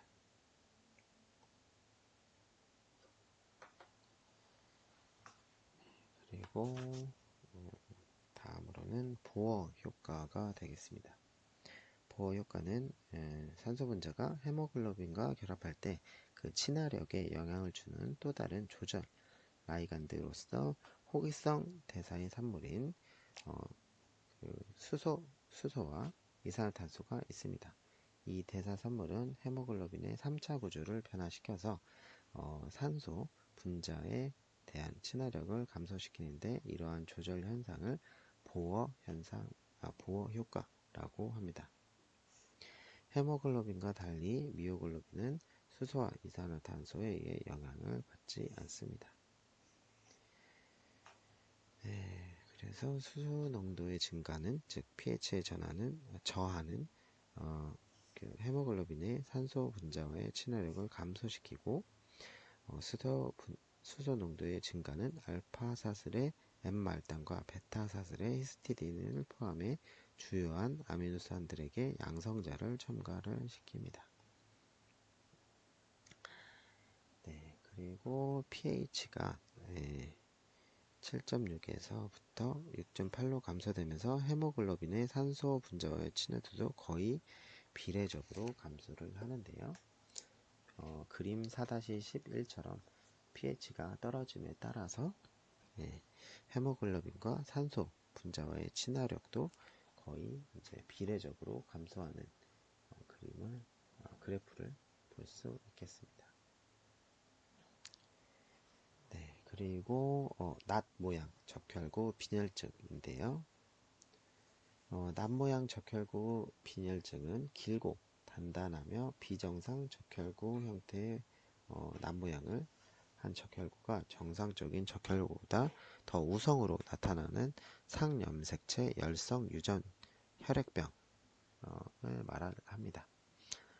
낫 모양 적혈구 모양이 이렇게 나오는데요. 왼쪽에 이렇게 정상 적혈구는 이렇게 약간 동그라면서 가운데가 움푹 들어간 형태를 하고 있는 반면 낫 모양은 정말로 이렇게 낫처럼 구부러진 모양의 적혈구를 하고 있죠.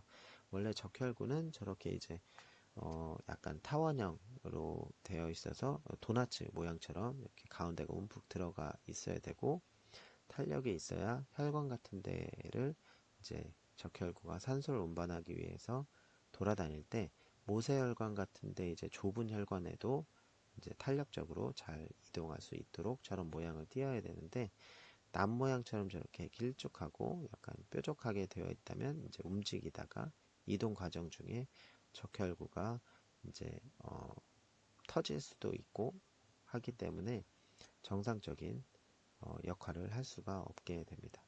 그래서 저렇게 낫 모양 적혈구 환자들은 이제 빈혈이 온다던가 심하면 이제 죽게 되는 현상을 이제 현상이 있고요. 저 낫 모양 적혈구는 저기 아프리카나 이런 흑인들한테 다수 많이 발생을 하고 있습니다. 그리고 다음은 이제 단백질의 분리와 정제입니다. 우리가 이제 단백질에 대해서 계속 이제 알아보고 했는데요. 이런 단백질들이 이제 분리와 정제에 대해서 알아보도록 하겠습니다.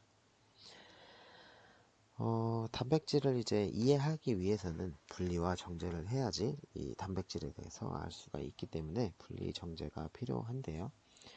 이것은 이제 여러분들이 실습을 통해서도 학교에서 해볼 수 있을 거고, 아마 이제 대학원생들이 실험하는 것들을 한두 번씩은 봤을 겁니다. 네, 그래서 일단은 추출에 대해서 보면요. 단백질은 세포와 준세포, 세포 소기관으로부터 분리 방출되어야 합니다. 세포의 균질화를 위해서 믹서로 조직을 갈아서 원심 분리한 다음에 수용성 단백질을 얻고, 이 과정에서 미토콘드리아나 페록시존, 그리고 소포체 같은 준세포 소기관들을 파괴하고 이런 것들을 이제 얻어낼 수 있는데요. 4-43번 세포 분쇄액의 차등 원심 분리. 이제 세포를 갈아가지고 요 위에서 세포를 놓고 이렇게 이제 조직을 갈아가지고 요거를 이제 균질화액을 이제 걸러냅니다. 걸러낸 다음에 원심 분리를 해가지고 요거를 원심 분리한 거를 상측의 원을 따내고 그러면 요건 이제 거의 침전물이 되겠고요. 또 원심 분리해서 요거를 원심 분리 점점점 이렇게 속도를 높이는데 원심 분리 다시 해서 하면 여기에 세포 내 소기관들을 얻을 수 있고, 그러면 이제 여기에 세포질의 수용성 분해 같은 것들을 얻을 수 있는데, 여기에 이제 침전물이 소포체나 골지체 뭐 이런 것들을 얻을 수가 있습니다. 네, 그러면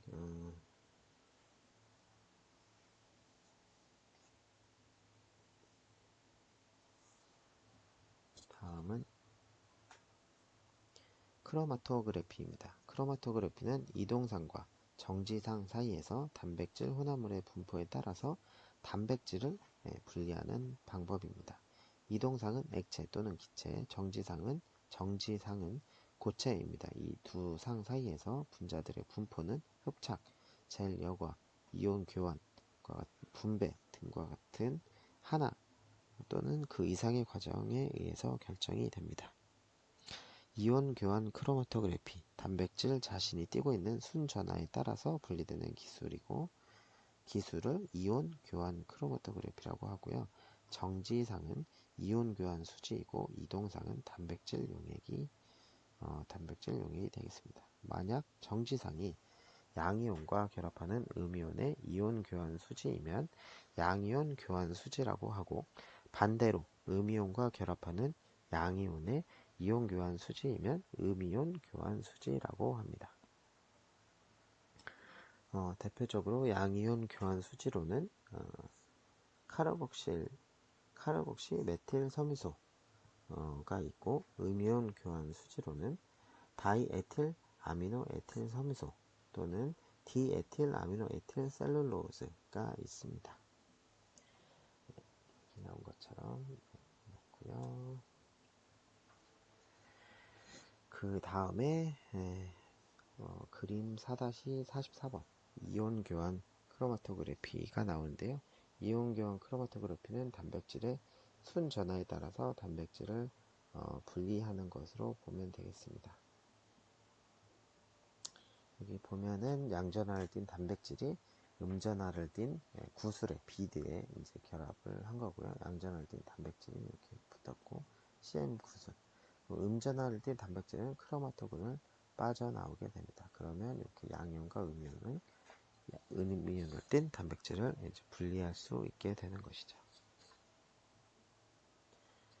다음에 젤 크로마토그래피가 있는데요. 젤 크로마토그래피는 단백질의 크기에 따라서 단백질을 분리하는 방법입니다. 여기 그림에서 보는 것처럼 그림만 봐도 이해가 잘 될 것 같아요. A번은 작은 분자들은 젤 구슬의 내부 용매 공간으로 들어가지만 큰 분자는 너무 커서 젤 입구 구멍을 침투할 수가 없게 되고요. 그리고 작은 분자들은 젤 입구 구멍 안으로 퍼져 들어가기 때문에 시작하는 반면에 큰 분자들은 입구의 구멍 안으로 들어갈 수 없어서 젤 입자 밖으로 흘러나가게 됩니다. 그리고 그 결과 가장 큰 분자들이 관으로부터 제일 먼저 흘러나오게 되고요. 그 다음에 작은 분자들이 분자 크기의 순서에 따라서 이제 흘러나오게 됩니다.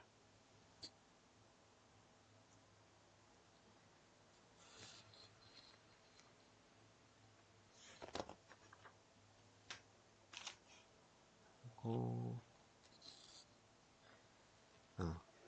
여기 나오는 친화 크로마토그래피.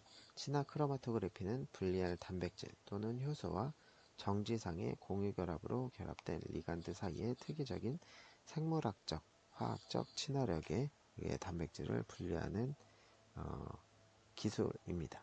예를 들어서 항원과 항체, 효소와 기질 또는 조효소 그리고 수용체와 리간드 사이의 특이적인 상호작용이라고 보면 되겠습니다. 단백질이 정지상의 기질과 결합할 때 발생하는 입체 장애를 방지하기 위해서 기질과 리간드 사이에 간격 띄우기 분자를 삽입합니다. 여기 표 4-9번 군특이 친화성 수지 여기에 나오는 건 참고하시고요. 예를 들어서 NAD 의존 탈수소 효소를 세포에서 추출액의 단백질 혼합액으로부터 분리하고자 하면 우선 정지삭인 AMP 세팔로스 4B 수지로 채워진 크로마토그래피관을 올려놓은 다음에 완충액으로부터 충분히 세척을 하고요. 5' AMP 리간드와 결합된 탈수소 효소들을 분리하기 위해서 완충액 속에 용해된 고농도의 NAD를 처리합니다. 이 과정에서 NAD는 5' AMP와 경쟁적으로 결합된 탈수소 효소를 분리시키고 이처럼 여러 탈수소 효소를 분리하는데 사용하는 수지를 군특이 친화성 수지라고 하고 대표적인 예들이 아까 앞에서 나왔던 표에 나와 있던 수지들입니다. 그리고 고성능 액체 크로마토그래피는 보통 다른 액체 크로마토그래피 기술과 같은 원리를 사용하지만 고압으로 단백질을 고속, 고민감성과 고분해성을 갖춘 자동화 기계 장비를 사용해서 분리하는데 분배 크로마토그래피라고 합니다.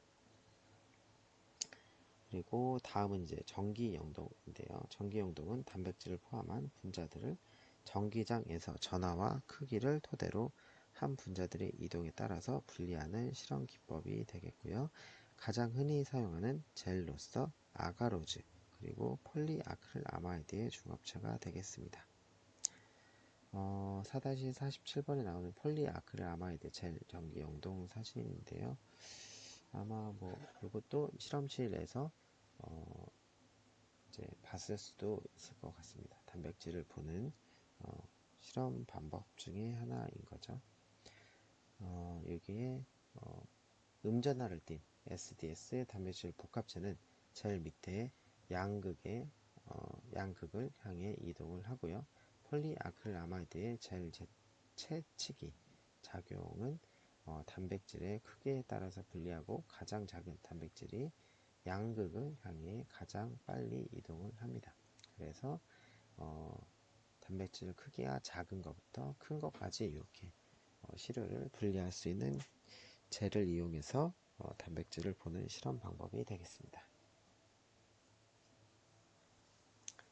그리고 등전 초점 전기 영동법이 있는데요. 단백질 또는 양쪽성 분자를 전기장에서 형성된 pH 기울기에서 등전점에 따라 각각 분리하는 전기 영동 기술이 되겠습니다. 그림의 4-48번 것처럼 적당한 전기장에서 양쪽성 전해질을 첨가하면 안정한 pH 기울기가 형성이 됩니다. 그리고 단백질 혼합물을 젤 위에 놓게 되고요.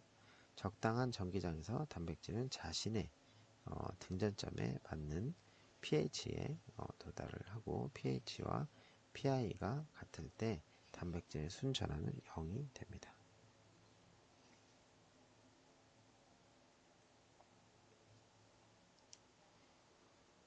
그리고 2차원 전기영동법은 단백질의 고분해를 위해서 IF와 SDS 페이지를 결합한 전기영동법입니다.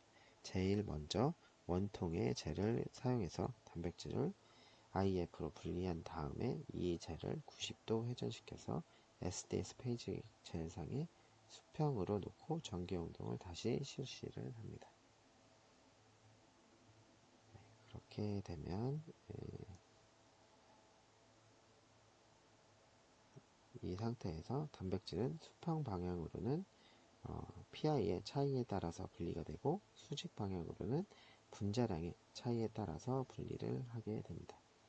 이 전기영동법은 두 방법의 장점을 최대한 활용한 것으로 PI가 다르나 같은 분자량을 가진 단백질 또는 분자량은 같으나 유사한 PI를 가진 단백질을 매우 효과적으로 분리하는 이점을 가지고 있습니다. 표에 4-49번에 나오고요. 그래서 단백질을 이렇게 스팟으로 볼 수 있게 됩니다. 다음에 질량 분석법, 단백질의 더 정확한 분자 질량과 구조에 관한 분석에 의해서 2차원 전기영동 젤로부터 분리한 단백질을 질량 분석기를 사용하여 분석하는 방법을 질량 분석법, 매스 스펙트로메트리라고 합니다. 질량 분석법에서 분자는 분해되어 전하를 띤 이온으로 전환되고 전기장 또는 자기장에서 분리된 다음에 분자 질량에 따라서 분석이 됩니다. 즉 이온화된 원자 또는 분자의 질량 대 전하 비율이 분자에 대한 구조적, 화학적 정보를 얻는 데 사용이 됩니다. 4-50번이 질량 분석법이 나와 있는데요. A번이 전기 분노 이온화 액체 방울로부터 용매의 증발을 촉진하기 위해서 건조한 질소 또는 다른 가스들을 사용을 하는 것이고요. 그리고 B번은 이제 기질 보조 레이저 탈착 이온화인데요. 말디라고 하는 것을 사용하는 것입니다. 자, 그러고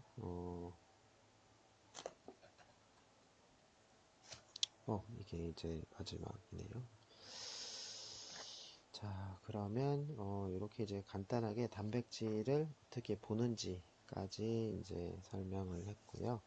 아마 이런 단백질 실험은 실험실에 많이 하고 있는 걸로 알고 있어요. 그래서 실험실 생활을 하는 학생들이 아니더라도 쉽게 볼 수 있으니까 그런 것들은 한번 또 경험을 해보시면 좋을 것 같고요. 그리고 뭐 요약이랑 연습 문제 등도 보고 공부를 하면 되겠습니다. 이번 시간에도 수고하셨습니다.